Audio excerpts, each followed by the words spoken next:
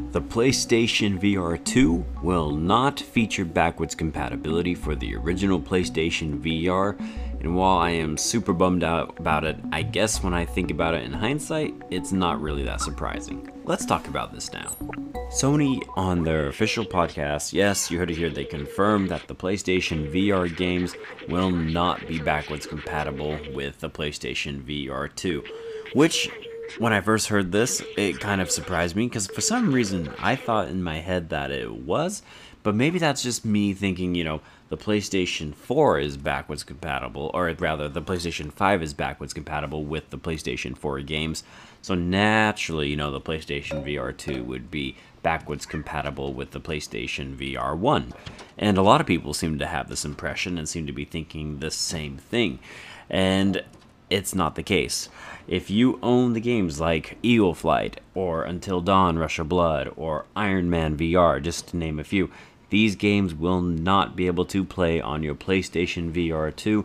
Once again, if you own a PlayStation VR, you should not trade it in. You should not sell it if you enjoy those games and you want to be able to play the original PlayStation VR1 games. Do not get rid of your PlayStation VR1, for it will not be able to play these games on said PlayStation VR2. When I take a moment, I step back and I think about it, it does make a lot of sense. The PlayStation VR2 has an entirely different controller scheme. It has a lot more bells and whistles. It has very much some more upgraded tech.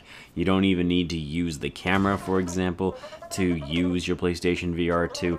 So there are a lot of things that the PlayStation VR2 has and is capable of that the original PlayStation VR1 isn't.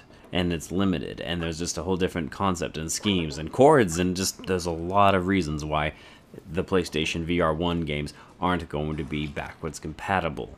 So it does kind of make sense. Now, I'm not saying they couldn't make all of this have happened. Sure, it could have, but at the same time, I don't know how much, cost and time and effort that would have been, and if that's viable or not for Sony. But it's still just a bummer, right? I mean, I don't know why I thought this was going to be a thing. I thought it was, and it's not. And you know what? I'm okay with it. Will I still end up probably getting the PlayStation VR 2? Yeah, not on day one, but, at some point down the road when I can conveniently walk into a store and just see it there on the shelves and buy it, then yeah, I'd love to get the PlayStation VR 2. But on day one, I probably won't be getting it. And like I said, I still have the PlayStation VR, so if you have a PlayStation VR, just as a quick reminder, do not get rid of it, do not sell it, do not trade it in. If you think the PlayStation VR 2 games are going to be capable of playing your original PlayStation VR games, this is not the case. I just wanted to get that out there so nobody makes the mistake of thinking that the PlayStation VR 2 is going to be able to play all of your original games. It is not. And I would love to know now what you guys think about this. Are you excited about the PlayStation VR 2? Is this a major letdown? It's going to deter you away from it? Let me know in the comments down below. And as always, guys, thank you so much for taking the time to watch this. I am Bradley Overrated, out like a trout, and I'll see you on the next one.